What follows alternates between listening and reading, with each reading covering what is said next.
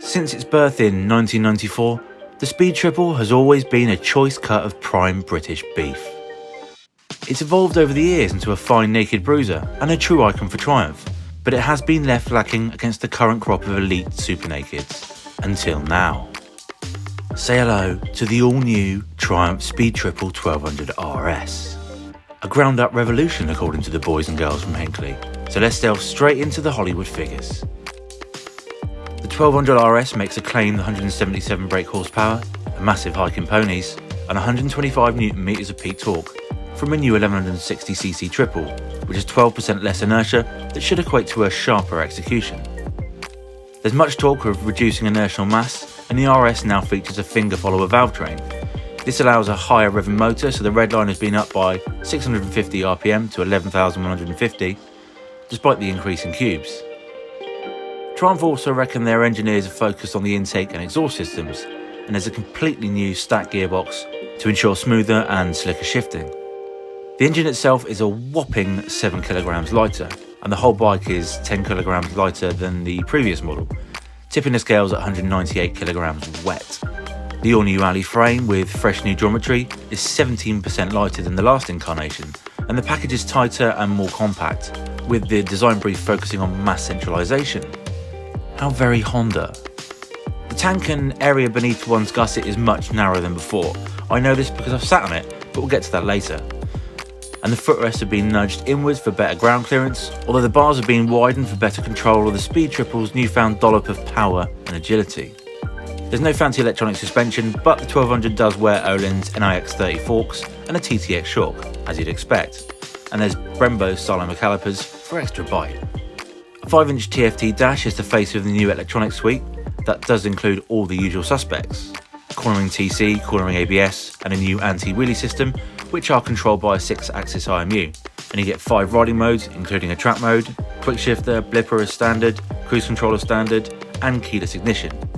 And if the inclusion of a new lap time that isn't a reflection of the 1200 RS's sportiness, I don't know what is. It's available in 2 colours, black and matte silver, and it will cost you £15,100, hitting dealers late Feb, early March. Anyway, me and Boothie got a ticket to the factory for a closer inspection of Hinckley's new Hooner. Naughty. So Miles, it's £15,100. Yep. We've got 177.7 recurring Great British horsepowers. Yep. We've got lots of top kit now, really top spec. So really, it is a proper super naked now, isn't it? I mean, we're comparing it to kind of the Italian super nakeds, if you like. Well, certainly we focused on making the best Speed Triple absolutely in a generation. I think you're right, in that category there's a fair stretch between different bikes that customers could look at, alternatives, and this sits very much at the sort of the top end of that now, I think. Now, I think one of the main questions that a lot of people will have is, this is the top spec RS model. Yep. Is there going to be an S or an R or some a lower spec model coming soon? I mean, can you give us a rough guess, rough gauge? Well, I can give you a clear answer. Absolutely, there won't be an S or an R model available or coming soon at all. This is the result of several quite hard sort of worked years from the team to really sort of give a completely revolutionary big step change in the Speed Triple, and a lot of that development's come from conversations with customers, with our dealers, and also people who buy bikes like this, and that's honed in what they want, and that's what we've developed. So there isn't really much of a sort of a spectrum of, well, we'd like that but we want this instead. Sure. Actually, it's very clearly come down to the RS is what they're after, so there'll only be one bike. And just to clear things up, I mean, obviously there'll still be older 1050s available, but that will be discontinued. Yes, there'll be those bikes are in dealership, but this replaces that going forward, the previous generation. And for me, that last generation, you could consider that the sort of the pinnacle of that bloodline. This is something new. This is the beginning of something else. Not to say there's something else coming, I don't mean that way. Well, I mean, again, we ask this question every time a new bike like this comes along. For instance, with the Daytona 765 came out, you know, it's always been a never say never answer from Triumph when it comes to newer models. But there's one thing missing that everyone wants, and that is a superbike. Is that something that we can look forward to in the future, or is it still a maybe, not sure? Well, I'd say in the short to mid-term, absolutely no. Yeah. Because the world hasn't changed in terms of what types of bikes people want to ride. So fared, track-orientated sports bikes are still very much a category where there are very few sold. They're relatively sort of elite, quite highly priced, and the audience for that is smaller. And has gone from something quite big to something quite small. Whereas the naked sports category and bikes designed just to be that, massive, but also great on the road, that's something that has always been pretty much the sort of the touchstone of modern Triumph. And this bike, I think, is really the that sort of the talisman for the brand, for want of a better word. So I think this is where we excel. And should that change and the category grows again, I would say then never say never, and maybe, but because it's fairly clear to see that isn't something that's growing, it's something that's continuing to sort of stay really reduced, I'd say no, you won't see a super bike from Triumph, Litre Plus, in the short term. But everything we do is based on talking to customers and customer input. So, if there's enough people say they want it, such as with the Daytona 765, then we will listen. But the category isn't really there for that kind of an investment. This is a lot of work, gets you something like this, of course. Well, we ride all sorts of things here at 44 Teeth, as you know, but I mean, we're all sports bike nuts, and this is very exciting. So I can't wait to get out on track and some sunnier weather. No, I can't wait to be riding with you. Nice one, Al. One thing that we noticed, and we know everyone else has noticed, that it's not come with electronic suspension. I'm guessing at some stage in the design process that was talked about. Can you tell us how that discussion went? Yeah, well, there's been a huge focus on both performance and mass reduction. The design of the bike. It's a completely ground up design, so every nut, bolt and washer is new, okay, so engine and chassis. So there's been a huge focus on mass. Adding electronic suspension would add mass, okay. Now, that doesn't necessarily matter if the electronic suspension is something that the customers would demand for the bike. We're really close to the customers. We do a lot of research, we talk to them, and we talk to potential customers as well. And from what we've found, for the Speed Triple, the manually adjustable, the top-notch Öhlins manually adjustable suspension is the right point. Yeah. It looks as though it's the type of a bike that actually now would be a little bit more comfortable on track. The last bike was okay on track, but this looks like it's going to be even more comfortable on track. Is the focus now a bit more on track? It's actually focused on road, but it is a lot more capable on track. Yeah. Yes. Okay. That comes from a couple of things. The Speed Triple is a road bike. It's always been focused as a street bike, but it's lovely to take them to a track and really sort of let them go a bit. Yeah. When you have 10 kilograms less, 30 PS more, you've got an acceleration and speed potential that is far above the previous generation bike. The power to weight ratio is actually 26% better, okay? So you need to control that, because there's no point in having the power without the control. So we focused on the road. It's a joy to work with Öhlins suspension. We can get the comfort and control on the road, but we can also get that control on the track. So you can arrive at the track, a couple of clicks, and you've got a bike that's absolutely spot on. And with all that extra performance, it really does perform on the track. Sure, yeah. You talked yesterday in the sort of pre-press briefing about the Moto2 project. Now, for the layman, you'd look at this bike as what you mentioned has been a road bike, and then a Moto2 bike. It's obviously completely different bikes, different riders. Is there anything that you can learn from the development of a Moto2 bike that'll help you on a road bike like this? Yeah, absolutely.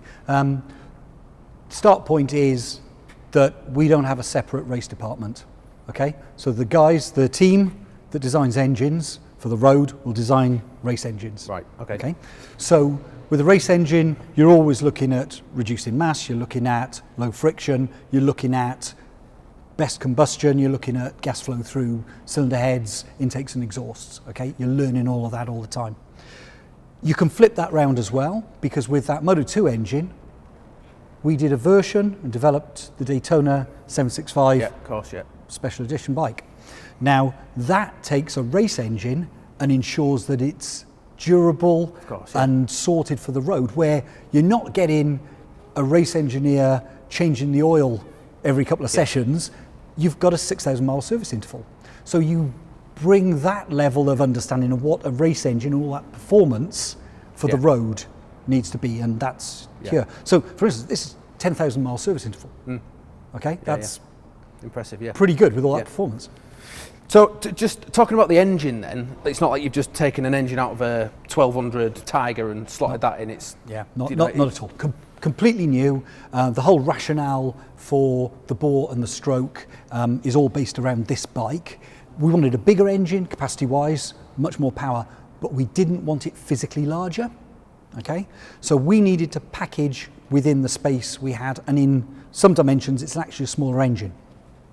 So we chose a bore that would allow us both to get the capacity we wanted, but also to get the valve sizes we wanted, to get the air in, to make the performance, and the stroke to allow us to get the revs we wanted to make the power. And all of that had to fit within the existing package, which we've achieved. You talked about getting it into the same small package. It looks like a nice, small, tight bike, a little bit like the Street Triple, and it was talked about in the press briefing that this bike, the agility of it is akin to the Street Triple. Is that just because it's nice and small, or have you tried to match the sort of geometry of the Street Triple in any way? Okay, well, it's actually set up to be its own bike. Its agility is much higher. That 10 kilogram mass reduction is a huge part of that. Extra power actually helps. You're steering through corners. You're actually steering it on the throttle a lot more of the time. But the bike is completely repackaged. Okay, so we've gone for mass centralization to make the bike to reduce its rotational inertia, basically. So when you turn into a corner, you've got less inertia. But we're pushing things towards the center of the bike, but we also wanted to make it narrower. So the bike is much more comfortable to sit on, much smaller feeling from a rider point of view, although it does have wider bars. So the ergonomics have been improved in lots of ways, as well as the geometry.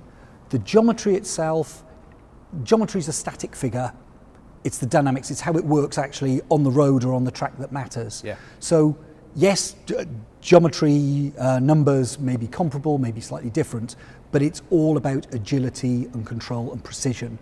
So when you're coming out of the corner with 180 PS, potentially you want to open that throttle and you want to adjust your line coming out the corner, you want that geometry that allows you to do that. I think one of the things that some people really liked about the old Speed Triple was the fact that compared to some of the other bikes in the same category, it wasn't quite as manic. It was a little bit more easy to get on with and comfortable and smoother. This is obviously faster, more power, more torque, more everything, and better in every way almost. Better in every way. But do you think that extra aggression has come at at a cost or to the detriment of its refinement, for want of a better word? No, it hasn't. And that's in two ways. The engine still has that refinement. Okay. It's still 120 degree crank, 100% balanced, super smooth to the high RPM, but with a real sort of wail from the intake and the exhaust. The refinement in handling, what we've done to change the bike is to control that performance. Okay, the word manic was a really good choice. I thought that was a really good choice because that's absolutely not what this bike is. Everything's under control. It gives you great confidence. It's easy to ride hard. Okay, what will make a pro rider fast around a track is going to give you the confidence to really enjoy this bike and explore its capabilities on the road. Sure. Just going back to the sort of the styling and the aesthetics, you've got a new exhaust system and it sounds ace. It's obviously completely different to the last one. Have you done that because of the performance? Is it a styling thing? I mean, why have you redesigned the exhaust like that? Okay, the whole target of mass centralization, which has got the benefit of improved handling and precision, has driven the exhaust position. We wanted to bring it closer. We've not lost any of that sound and character though. It sounds absolutely fantastic. And do you want to hear it? I'd love to hear it. Shall we give it a go? Yeah, yeah. Do you want to see? Definitely, yeah. All right. Ace.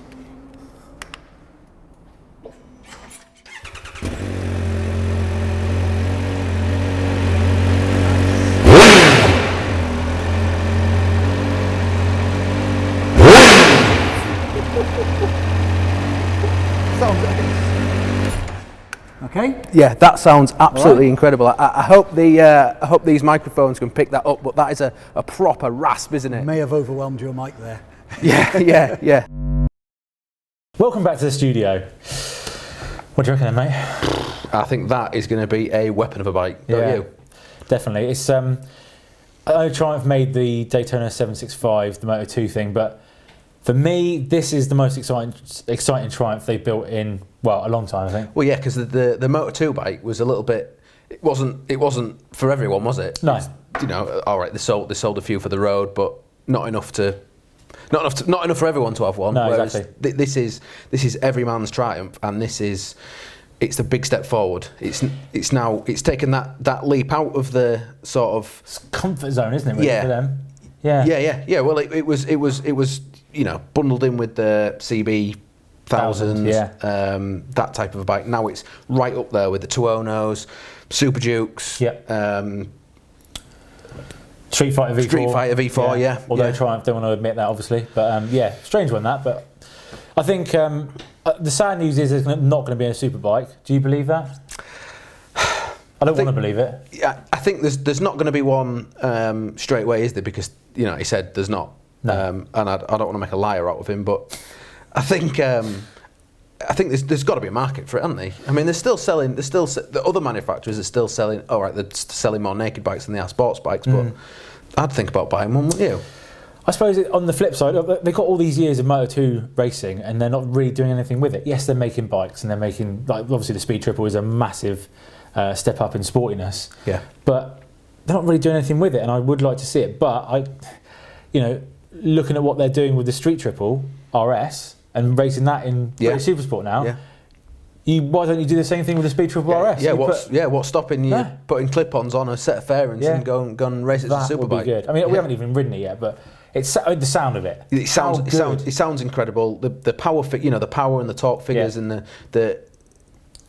Sometimes you don't have to ride a bike to know that it's going to be good. Exactly. Unless the spec sheet is just a load of codswallop, which. All right, and that was some sort of fake noise they were. It sounded really naughty and raspy. Like wham, wasn't it? It wasn't. I'm not gonna. It's one time. One time only. Like Michael Jackson.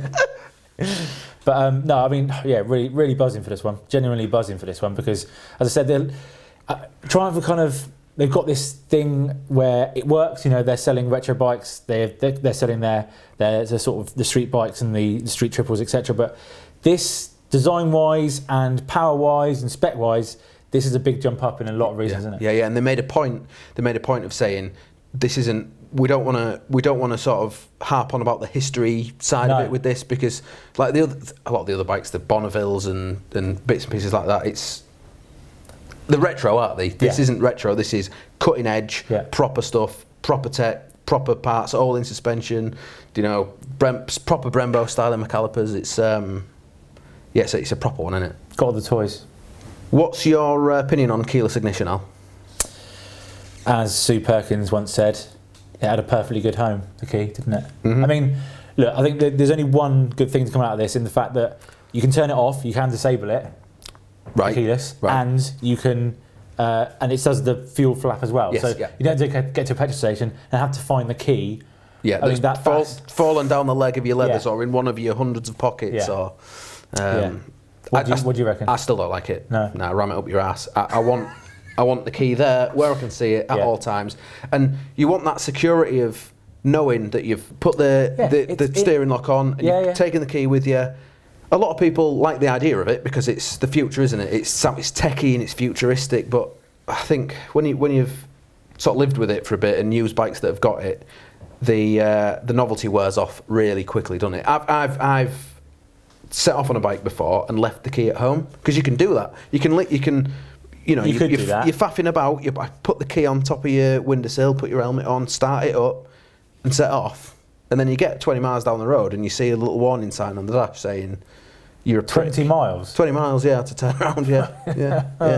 It's minor details, isn't it? Yeah. I think, you know, we're really picking fault. I was going to say, we're clutching at straws here and really sort of being a bit pedantic because nitpicking. But yeah, I think I personally love the looks. I think it's a kind of half a Super Duke, half a Street Fighter, but with Triumph's own kind of blend on the design. Yeah. Love the exhaust. I love the fact that they've gone to the lowboy again because, you know, you might have been too young for this, Boothie, but, you know, 2005 when they brought that lowboy arrow out with the original, well, the Gen 3 or 4 Speed Triple, that looked saucy, didn't it? Yeah. What are you thinking on the looks? I think the looks reflect the specs, don't they? Yeah. It's taken that next step towards being a sporty bike, and I think the exhaust looks great. I think the fact that, I mean, the underseat cans were really fashionable 10 years ago, weren't they? And they're sort of not anymore. Are they? Like, no. What's got underseat cans on these days? It's so last week. I think it looks great. Looks dead sporty. The specs say it's sporty, and I mean they've even said there's a choice to have super coursers on it. You can get it with super coursers on, so you can go do track days on it. And they did keep saying it's a road bike, not a track bike. But I know it's a lot nearer a track bike, or it's going to be a lot more comfortable on track than the old bike, than the last one. Oh yeah, 100%.